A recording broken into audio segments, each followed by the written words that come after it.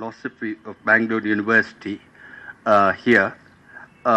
He studied philosophy at Delhi and Oxford and received doctorates from both of these universities in 1966 and 71.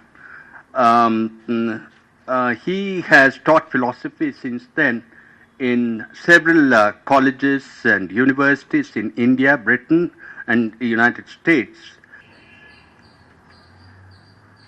Om Shri Ramanaya Namaha. Professor Kapoor, Dr. Narasimhan, dear friends, I am greatly honored and greatly nervous to be here in this institute, and I mean this.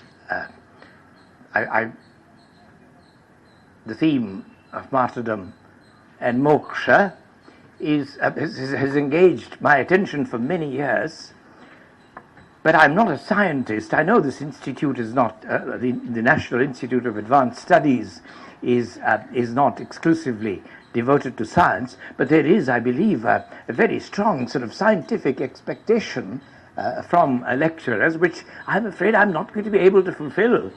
Not because I don't hold science in high regard, but that's not my training. My training is more philosophical and mythological, and increasingly devotional. But I don't by this mean that I have retreated from the demands of rigor, but only there are styles and styles of rigor. And just as there are many ways of being unrigorous, there are many ways of being rigorous. And the more I have looked at devotional literature, and the more I have, and it's not very much, but the little advance that I may have made in devotion to Ramana Maharshi, who is my Sadguru, and to the first principles of Advaita Vedanta, I find that the demands of rigor are very great. So with that thought, I hope I will allay any anxieties that you may have about what is to follow. I will try to be rigorous, but not in the sort of premise to conclusion way, but often from conclusion to premise way, and often from premise to premise, and often from conclusion to conclusion, and with a good deal of associative thinking, which is not fancy, but which is more in the nature of exploring the atmosphere which always surrounds a subject. There is more to a subject than one's notes. I already have sensed the presence of many old friends, met them after a long period, and I am very touched by their presence here in our midst. And if at any point you don't hear me very well, do raise your hand, and I will try and speak louder, or request that I be wired up more efficiently. Well, one has to be wired up properly these days. I will try to do that. But the theme moksha and martyrdom is of interest for a variety of reasons. Let me first straight away tell you what I think should be in a short list of good reasons for talking about this theme, this juxtaposition of notions, which don't belong to any one tradition, but to two different sets of traditions. Moksha, yes, is talked about in the Indian spiritual and philosophical tradition, as is nirvana, as is kaivalya, but there isn't, as far as I know, there is the phenomenon of martyrdom, but it's more recent in centuries. For instance, the Sikhs have a notion of martyrdom. It's clearly connected with contact with Islam, and so on. And in the modern period, in the struggle for freedom, this appears again. It's a combination of influences, both Islamic and Hindu and Christian and so on, and generic to the kind of movement that Gandhi was trying to lead, where the readiness to lay down your life rather than take somebody else's life became a very important factor. So that comes into the martyrdom tradition from the Indian tradition in a very interesting and, I think, explosive way, if that's the right word to use for a non-violent revolution. But it's a kind of time bomb. The notion of martyrdom, which Gandhiji's life and teaching brings into the tradition of thought about martyrdom and the exemplification of martyrdom in various movements, it transforms, I think, the conception of martyrdom in interesting ways which we should think about. And yet, we must not forget that the stated life goal of Mohandas Karamchand Gandhi, and you'll find this in his autobiography, is self-realization. Is not martyrdom. No. And he never changes his mind about this. So there is some way, in his own self-conception, the prayer of a devout Muslim or a Sikh can be in embattled conditions that they might die in battle or in struggle for the faith. Now that is not Gandhi's prayer. He wanted to live to 125. There is a very, very, very pro-life person. Of course, very few people are aware that he was born into a Vaishnava tradition, and Sri Krishna, I think Arindam, my philosopher and Vaishnava friend, is here. He would correct me if I'm wrong. Sri Krishna, I think, lived to 125. So there is, to that tradition, I think, that one can trace Gandhi's 125. I want to live to 125. Also, he was a very shrewd politician. He didn't want his adversaries to think that he won't be around for very long. So I think that's another reason why he may have said that. But also, he was vague. I think he wanted to do a number of experiments with medicines which the poorest could afford. And this needs time. He was very scientific. Unlike his grandson, who's standing in front of you, he was willing to wait and see the results of experiments and modify. So I think he needed time. So if anything, that was a prayer. Not that he may die in the cause of non-violence. He was ready to do so, but he was ready also to live for other causes. Right?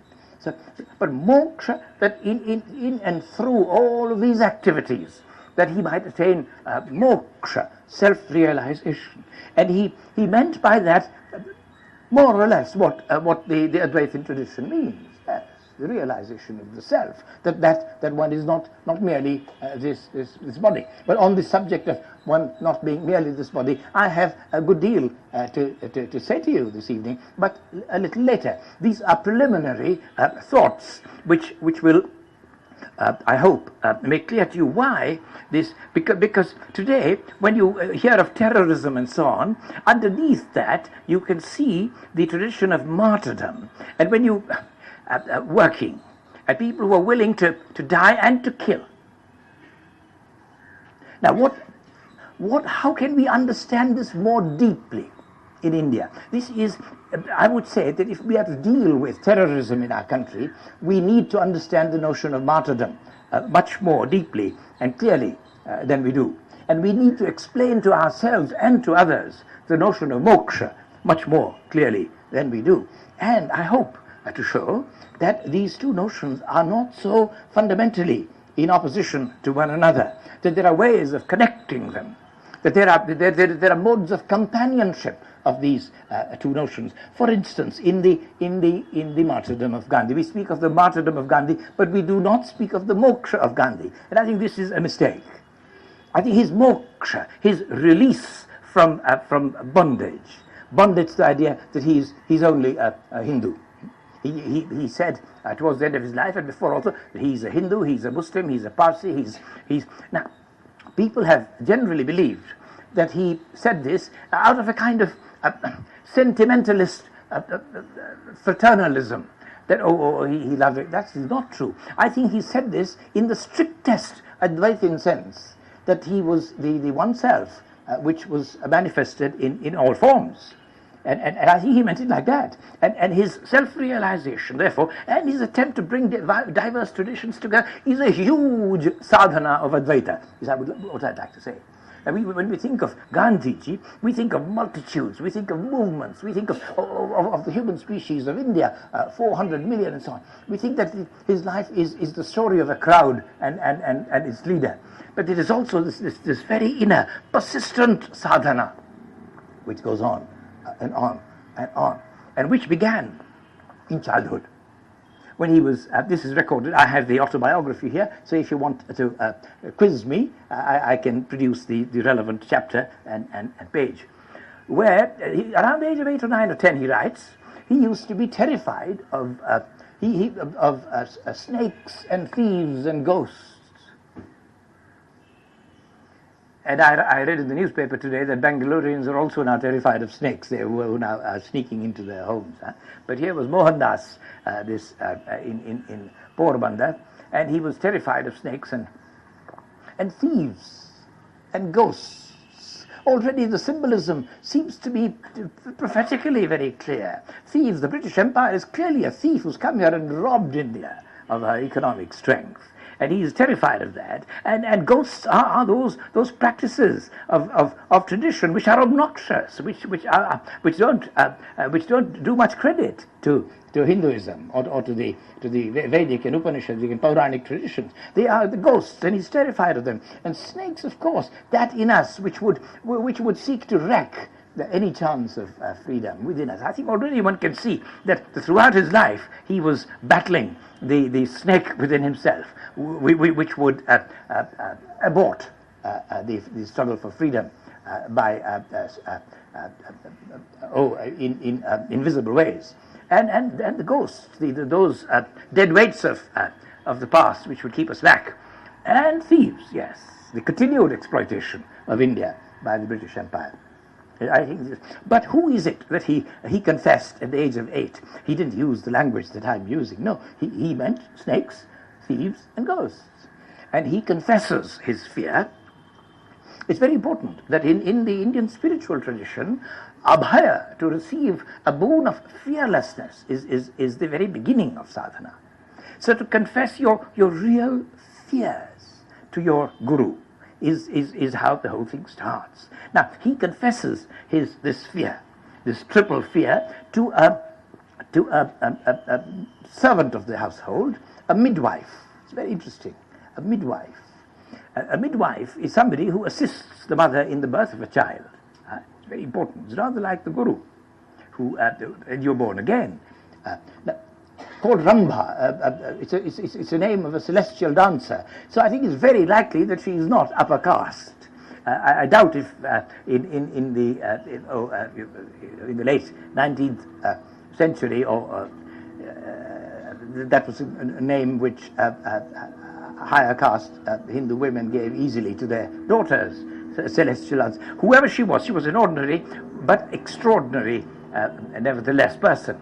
And apparently she said to Mohandas, why don't you chant, take the name of Rama, and you will have no fear. And from that moment till the last breath, Gandhi, Mohandas, Karamchand Gandhi, did ajapa. That means the chanting without vocalizing it, of Rama, Nama.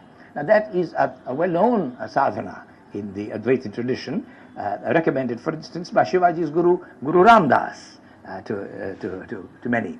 So he is a sadhaka from that age on until the very end. And how does he end his life? With the name of Rama, right? So do not forget this individual sadhana, and I would say the attainment of the fruit of this sadhana is very hard, and I think perhaps philosophically false to date the timeless, is it not? Because the teaching about moksha is that it is always there, only you think you are not in moksha, so it's not. But there is surely a time when this becomes clear. I think it is towards the end of his life that this becomes clear. And what is it that becomes clear? And what happens? In 1942, you will remember, Gandhi wages the Quit India movement. That's when the Second World War has begun. And racism has manifested in the backyard of Europe, right? But racism, in its institutionalized form, has been practiced in India for a couple of centuries by the British Empire. Now, I think instinctively, in 1942, it occurs to Gandhi to battle, to give a battle to racism. I'm not a historian professionally at all, but I wouldn't be surprised if imaginative historical research were to reveal that this struggle of Gandhi's against institutionalized British racism, if it didn't empower the British to fight Hitler in some way, I think we got there first because of this struggle against racism in 1942. Gandhi's colleagues were amazed. There are photographs, documentary footage, which I've seen, where they all look puzzled, and Gandhi looks excited in a way which he can't understand. Supposing it had not happened, the 42 battle,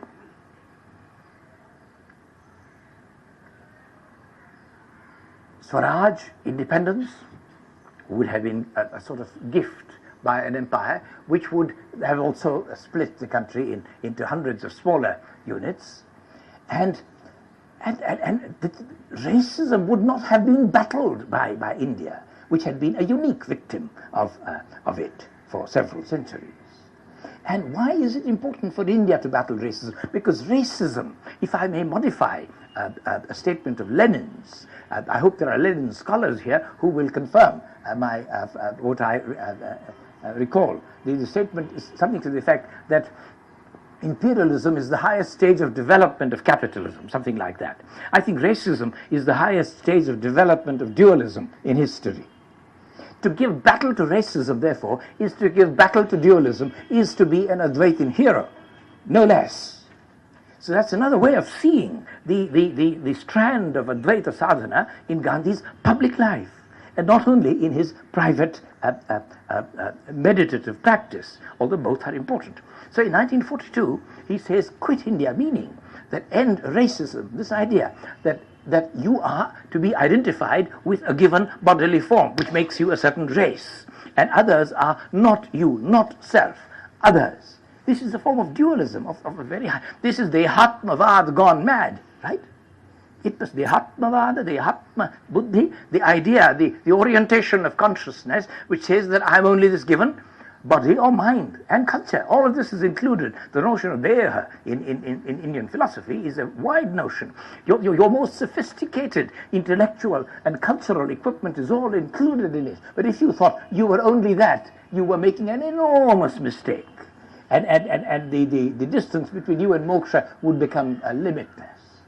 Now, racism makes that big historical mistake. So one can see that the crisis, at least of the 20th century, that is the biggest problem of the 20th century, is a philosophical crisis also. It's a crisis of our self-image. The powerful self-image of a vast chunk of humanity is we are the European race. That's our definition. The language, physical characteristics, history, culture, power. It still is, and therefore, the rest of the world, the rest of humanity is also defined in similar terms. Different race, different culture. So the Atmavad is what defines the world between us and them.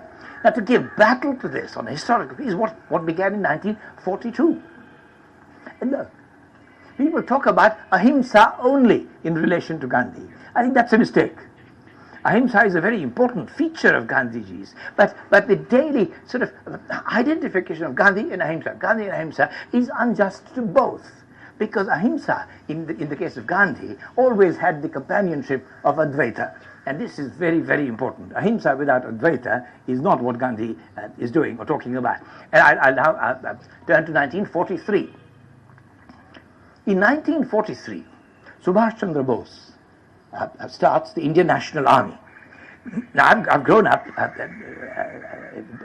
a time when people were either for Gandhi or for Subhash Chandra Bose. But the child in me wanted to be for both of them, and always. And the adult now, the old man now that I am, with more reflection, I can see that without the 42 movement being followed by the capability demonstrated by Subhash Chandra Bose, that India was perfectly capable of winning her freedom through conventional military means, but chose of the mainland not to do so in search of a higher power. But had this capability not been demonstrated by both, then Gandhian ahimsa would not have had the credibility that it did have. Gandhi himself spoke of ahimsa as a weapon of the brave, those who are capable of ahimsa but choose not to deploy it, but a higher force. Now, so Bose, I think, preserves the honor of ahimsa in 1943. This historical sequence is tremendously important.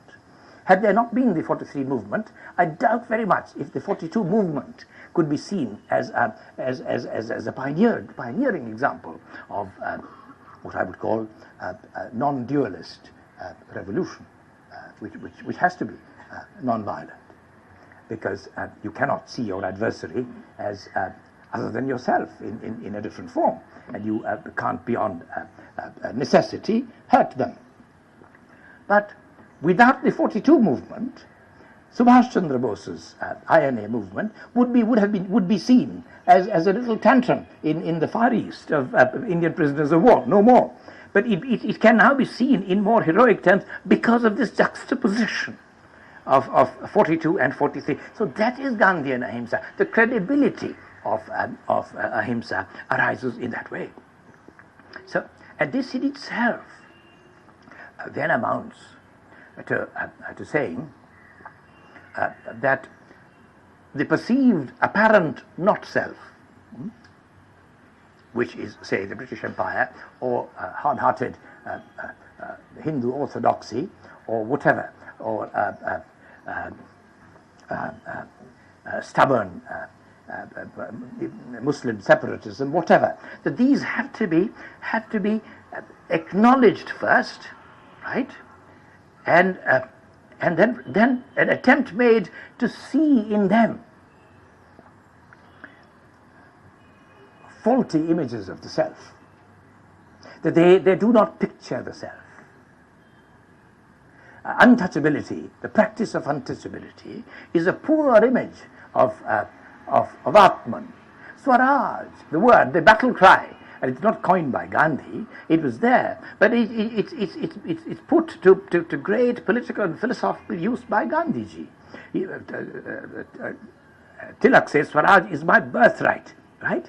But there is a subtle Dehatma bhava to the idea that Swaraj literally means self-realization. I mean, your Apte dictionary will tell you that. Monia Williams also would tell you that. It also means the Supreme Being. It also means the ray of the sun. It means self-realization. And Raj is not just governance. It also connects with roots which have to do with light. So it clearly is a notion of self-realization. Now, this means acknowledging that, the empire doesn't look like us, doesn't look like self, doesn't look hospitable. But to engage it in non-violent struggle would mean to unmask it, to find the self hidden there, to find that which is also ourselves, and to enable the apparent other to see us in. So I think this is what happens in the war against Hitler. There is I think there must have been a Gandhian self-image to the noblest of the fighters of Britain and Russia and America against Hitler, against fascism, which is the sort of highest development of racism then, okay? So there is an Advaitin sadhana going on all the time through Gandhi and through Bose. But did he achieve self-realization? I have forgotten. I mean, people here. I am so embarrassed. I was about to say sick and tired, but that's a violent phrase of being called by children and everybody here, Gandhi Mamaga, Gandhi Mamaga, Gandhi Mamaga. I say I am not Gandhi Mamaga only. I am just an ordinary person like you. If you think Gandhi is great because he has Mamagas, you are mistaken. Everyone has Mamagas. What is so great about it? So, but it is not because of any such reasons that I think that Gandhiji did enter into moksha. But I'll tell you why I think he did. It might be something of interest to you. And this is the first time, I think, that I'm doing so in a public gathering. I have now, I think, by Guru's grace, the clarity on the subject. Now, for that, I'll have to take you back again. I warned you that my scientific procedure is going to be very sort of back and forth. And I'm sorry I can't change that habit. But be patient. And I'll come back to where I was and proceed sequentially from there. Gandhi's earliest conversations and dialogues were with Christian missionaries. When he was a young student in London, Christian missionaries spotted him and said, aha, here is a natural Christian, his enormous friendliness, his amazing concern for the poor and so on, he should be a Christian. So they thought that they should try and convert him to Christ, to Christianity. Gandhi's response was, I haven't even studied my own scriptures. And how can I? Let me study all scriptures. And he did. And eventually the dialogue continued, and his mature answer was, no, I certainly acknowledge the very special character of Christ. He was the greatest teacher of his time. This is what he says. Certainly the Sermon on the Mount is spellbinding for him, but the Gita remains his teacher, his mother, he says. But the dialogue continues. He says, we can learn from Christ without ceasing to be Hindus. As he would say, we can learn from the Buddha without ceasing to be Hindus, with Dalits in mind. But the dialogue continues. Now, Christianity, I think, has had the thought, I'm not generalizing, I'm not saying every Christian has had the thought, but dominant Christianity, especially in its missionary aspects, has had the thought that outside Christianity, you do not find the example of a saint or a saintly person, somebody like that, laying down their life. We're back to martyrdom now. Laying down their life for the sake of humanity as a whole, and standing up to their own co-religionists, as Jesus did. He stood up to fellow Jews and laid down his life for humanity as a whole. I think there is this thought within Christian faith that this is not to be found so readily outside Christianity. And this is why I think the exclusivism, this thought has nourished the exclusivism of Christianity. So the dialogue with Gandhi, I'm back, right, to where we were, continues. It is if in 42 there was this frenzy, this excitement to Gandhi. In 46 there is a complete quiescence for which he has been hated and continues to be character assassinated. That he did nothing to stop partition. Right? He did not go on a fast. He had claimed that the partition would occur over his dead body. Oh, parenthetically, those who might fear that I have forgotten Ramana Maharshi, I promise you that I cannot but return to Ramana Maharshi. I will towards the end. But now let me continue with the thought of Gandhiji and Christianity. Now, in 46, he does say, he has said that partition would occur over his dead body. And if you read yoga literature, I see Professor Ramana sitting before me, and I'm sure he has, and others who have looked at such literature. I see Ravi here, Professor Ravi Kapoor, he has looked at yoga, and of course other friends. Now, yoga books say that if you have done sadhana and observed the practice of vow, brahmacharya for something like 12 years, then you acquire what is called vak siddhi, which means whatever you say comes true in one form or another. Now, Gandhi has said partition would occur over my dead body. He never took the statement back. And look what happened. It is only when Gandhi is killed that partition acquires the quality of irreversibility. Now, you cannot take prophetic, yogic statements literally, but you have to take them seriously. So long as he was alive, the permanent possibility of partition, especially after the British left and after the death of Jinnah died a year after partition and independence, the permanent possibility was there of this hopeless arrangement being modified by Gandhi in certain ways, especially in the light of the Holocaust experience of the subcontinent of India, which had been preceded by the Holocaust experience of 6 million Jews, which had been followed by the Holocaust experience of the Japanese in Hiroshima and Nagasaki. In this context of the Holocaust experience of humanity, is it inconceivable that Gandhi might have been able to persuade Pakistan and India to form new, more fruitful arrangements? I think it's perfectly possible. So the man who killed Gandhi for saying that partition would occur over his dead body but didn't do anything, in fact made Gandhi's statement come true. This is one of the great ironies of history and of Gandhi's life. If I'm able to get you to be a little bit excited about this, I will feel that I have done some service to the cause of thinking about Gandhi. His statement, I maintain, that partition would occur over my dead body is true. It's only when he's killed that Muslims would say, if you can kill your own saint, we don't feel terribly safe with you. Maybe they would say that as an excuse. And then of course, the justification of the killing of Gandhi would be required by many, and partition would become a vested interest for governments and political parties and so on. So the whole agenda of 1942 disappears. The whole battle against dualism disappears. Now it's a battle of dualism against dualism, not of non-dualism against dualism. Pakistan and India are dualistic in their self-image. Each has to refer to the other for its self-conception, whereas the self doesn't need to do that. That is the characteristic of self, that it is self-aware. It is aware of itself. It doesn't have to refer to the not-self. So the deep self-conception of India, the Advaitin conception, is shattered by partition. That is also the tragedy of partition, not only the slaughter of 2 million. Do you not see that the political and the philosophical come together so dramatically in this? But to get back to 1947-40. So he doesn't do that. He doesn't go on a fast unto death, because had he done so, young people like me, never mind Gandhi's Mamaga, I would have thought that we should kill Muslims who are causing our saint to die, because Gandhi would have fasted and died. He wouldn't have fasted during the day and eaten at night, as I believe some political fasters do. And there would have been a conflagration, a civil war, which would still be going on. I know that there was killing, but they would have. It was not green signaled by Hindu spirituality, by Gandhi. No, had it been green signaled by a saint, then it would go on forever. It would acquire a legitimacy. And if today people are still interested in Hinduism, it is partly because Gandhi did not do that.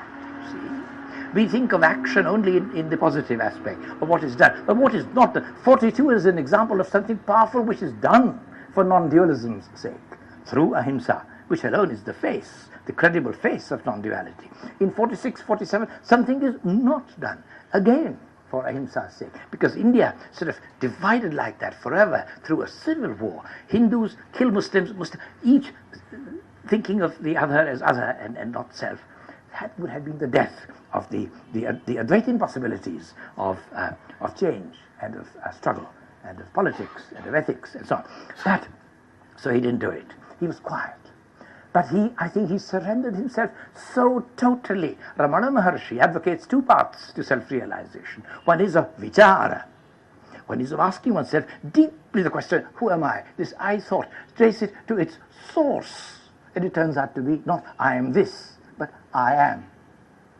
Somebody went up to Ramana Maharshi. See, I'm back to Ramana Maharshi, as I promised you. It's impossible for me not to do so. Somebody went up to Ramana Maharshi and said, you want me to ask myself the question, who am I, don't you? Silence. I have asked myself this question, and I know the answer. Silence. And the answer is, I am a man. The silence breaks, and Maharshi says, I am should have been sufficient, unless you were in some doubt about being a man. Then you could add, I am a man. Think of what that does to male chauvinism in our times, right? So people think of Ramana Maharshi as being a solitary spiritual teacher, but this one thought of his does more to demolish male chauvinism than masses of movements and so on. So there is a public dimension, a historical, political dimension to Ramana Maharshi's life, and there is a very private sadhana dimension to Gandhi's life. Anyway, so Gandhi had, Ramana Maharshi said, seek the source of the I thought. The thought that I am this has the I in it. Seek the source of it, and in your own consciousness, and it will dissolve there, and you will find the widening of your consciousness, of self-awareness, which would include all forms, and I add commentarily, which would enable you to see all forms, including your own bodily form, as a self-image, or a self-image in the making. I'm saying these things commentarily. I'm not quoting from Ramana Maharshi now. I'm trying to interpret. You do see forms, but I think that forms which are imperfect, dark in their self. But you cannot, the self cannot see not self. Now here is a serious philosophical argument, rigorous. I promise some rigor. Here it is. The self cannot see the not self without ceasing to be self-aware. Because if it did, it would be not self-awareness and not self-awareness. So that's a logical impossibility. If I see you as not self, then I should cease to be self-awareness. I would be not self-awareness, which I'm not. I see friends here. I see the diversity of forms here, but I don't cease to be, my self-awareness is there. So there is something wrong. So what I see then need not be characterized as not self, need not be characterized as self either, but can be characterized as self-image. When you stand in front of the mirror, you see yourself, don't you? You don't see somebody else. And yet not quite yourself, you see an image of yourself. That's the analogy. Analogy has a very important place in Indian philosophical argument, and I'm using it as an additional kind of argument. The root argument is the logical one. That to conceive of self being aware of not self is to abandon the self-awareness, which is the distinctive mark of self. So it is impossible. But this self-image that you see the Holocaust, right? So many millions died. Now that's a dark, dark self-image of the ego disappearing. So you will find in all that's the hope that keeps the saint alive, wanting to live. That out of this darkness will come Shanti. That this murder would become transformed into an energy of putting the ego to sleep, and perhaps massively, in millions, and not just in. So the optimism of the Advaitian is limitless, because for him or her, it is impossible, logically impossible, to be aware of the not self, or to be aware of his own physical, mental, cultural form as self, because on its periphery would be this overwhelming ocean of not self. I think the idea of the samsara sagara is exactly that, the overwhelming field of not self with which we surround ourselves if we think we are only this, and we drown in this. So this doesn't happen. So back to 47. Gandhi is still in dialogue with Christians, and he does nothing. He waits, and I remember as a child attending those prayer meetings. He waits, and he's often in anguish. He's heard to say things like kya karun. Those of you who know Hindi would understand the agony of that. What am I to do? Doesn't quite capture it. Kya karun.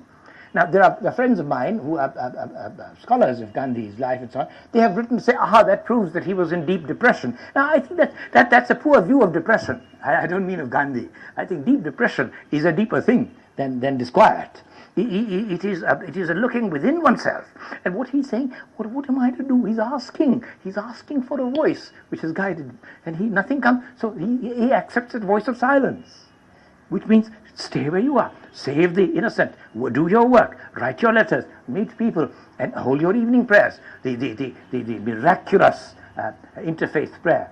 It is now fashionable to do interfaith prayers. It was dangerous in 47. And the interfaith prayer of his, Raghupati Raghava Raja Ram, Patita Pavana Sita Ram, these two verses are from Tulasidas. Then the ashram community of Gandhi added 2 verses of an extraordinary kind. Ishwar Allah Tere Naam Sabko Sanmati De Bhagavan. Now, Raghupati Raghava, it means that the divine has form. Raghupati, he's in the dynasty of Raghu. And he's not only male, he's also female. He is the divine as with form and with attributes. Patita Pavana, that's an attribute. So the whole notion of the divine with form and attributes, that is announced.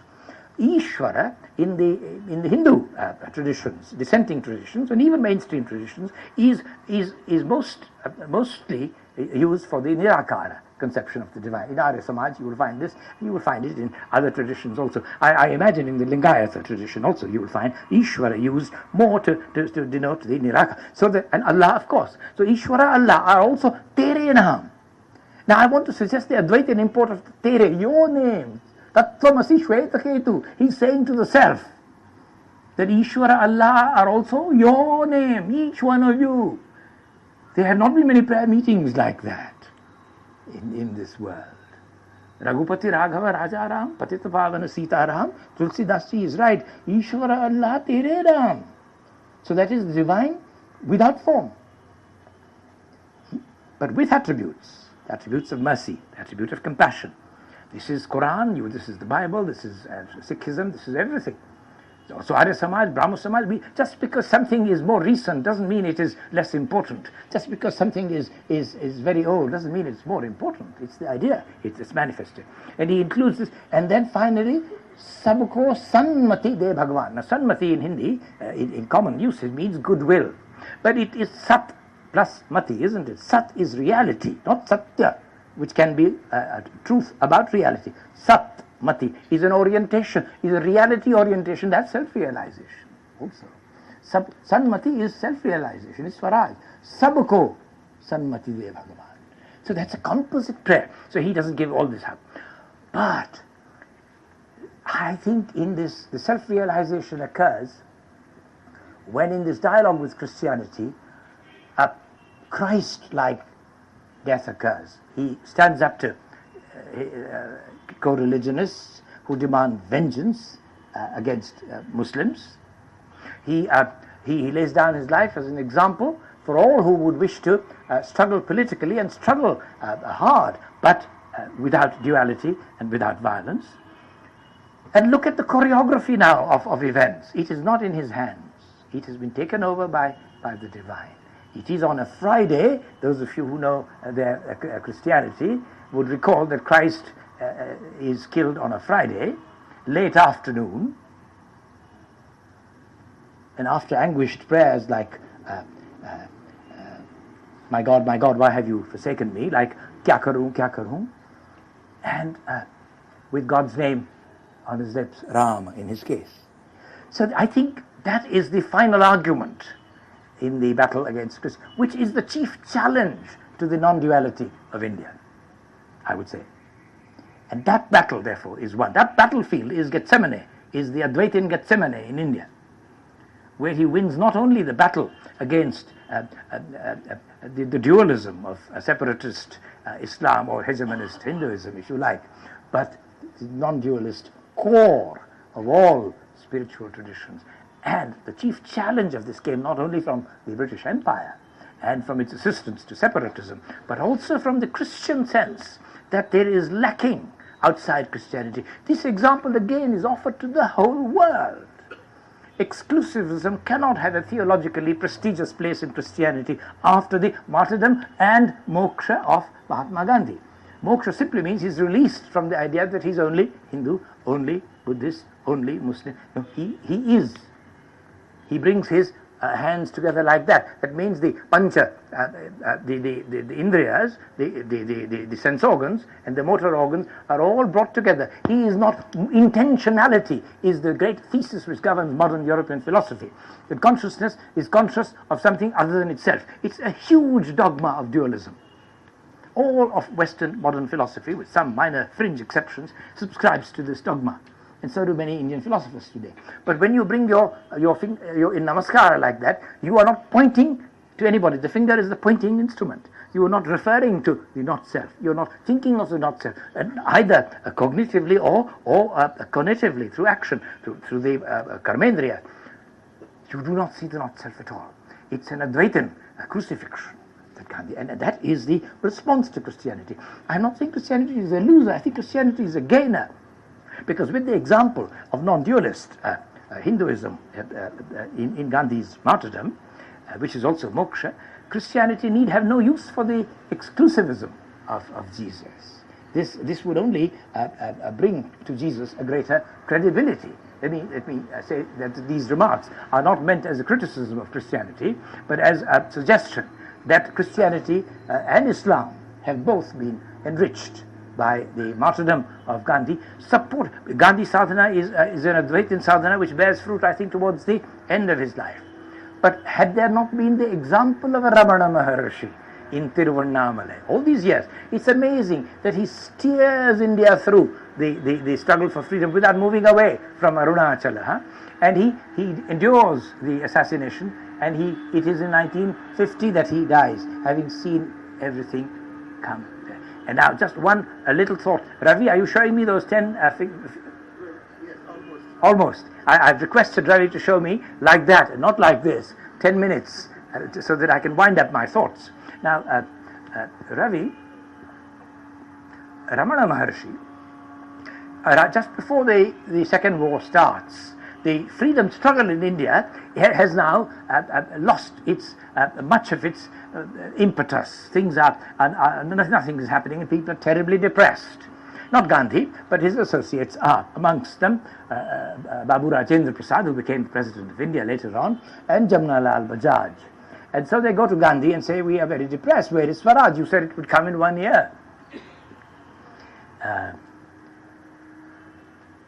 Gandhi says, you are depressed and unhappy.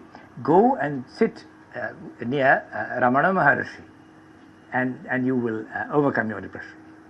And there is a wonderful set of questions, which I call the Bajaj testimony, because these questions are asked by Jamnalal Bajaj.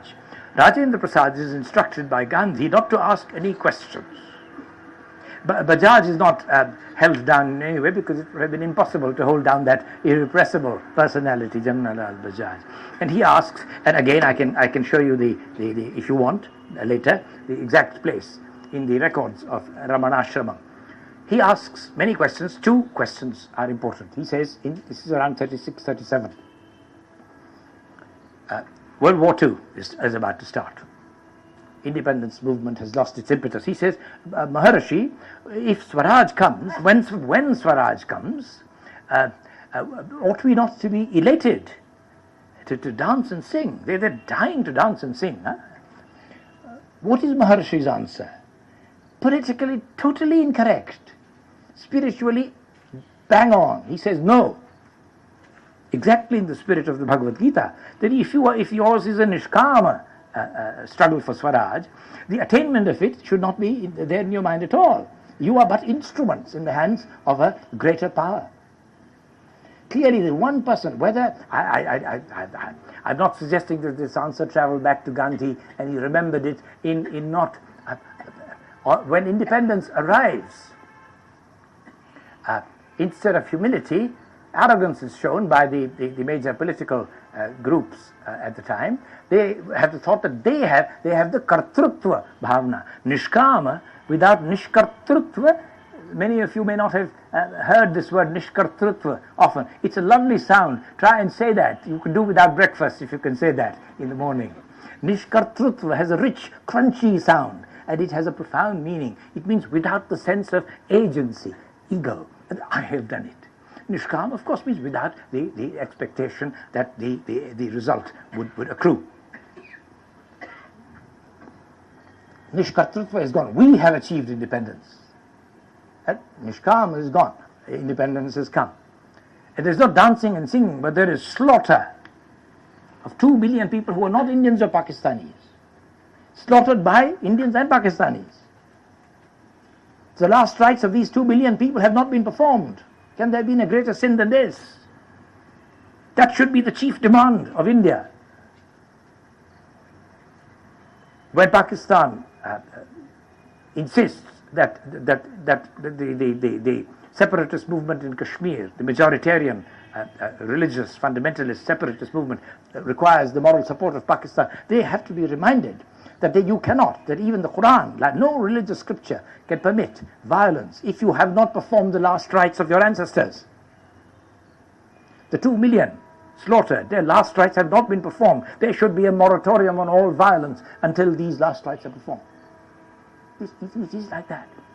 Ramana Maharshi's teaching has been forgotten except by Gandhi, who does nothing, who does the kartavya karma, he saves innocent lives, he does various things, and allows the self-imaging to be done by the choreographer, which is the Atman, which is the Brahman, right? Which is perhaps Ramana Maharshi sitting in Tiruvannamale and holding the strings of historical happening in his hand and bringing about the answer that Christianity has been looking for through Mohandas Gandhi.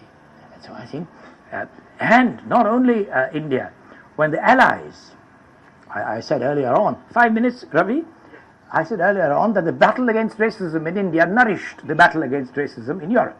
Now, this is the example to further augment that argument.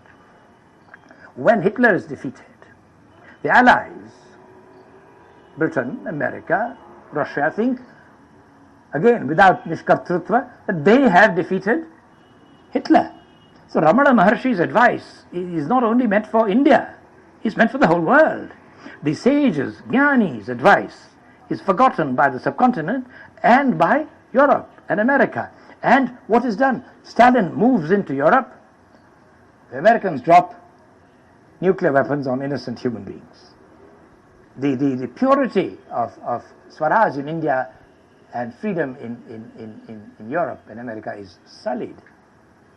And this is the cost of neglecting the political teaching of a silent sage and of forgetting the silent sadhana of an activist, Satyagrahi. Ramana Maharshi was asked, and this is my last thought, Ravi, so don't be too anxious now that your old friend will drag on and on. No, I've come to the end of my story. Ramana Maharshi was once asked by an impatient person before independence, Maharshi, why don't you, like Gandhi, travel all over the country and preach against this, that or the other unacceptable social practice? No answer. No ego, no answer. But the question is repeated a third time. In India, as you know, even the most foolish question has to be answered if you ask it a third time. So Ramana Maharshi says, look, if I were to do that, go all over the place, people will say, why does this fellow not sit in one place? And if Gandhi were to sit in one place, people would say, why does this fellow not go all over the place? He must do what he has come to do.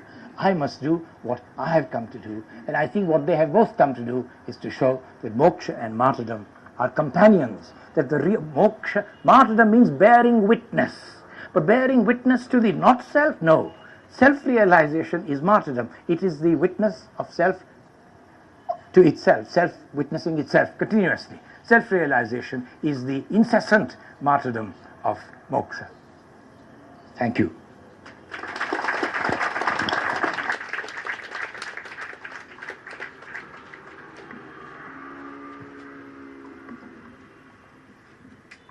Mr. Gandhi, we have a little tradition of asking some questions and making comments after the main lecture is over.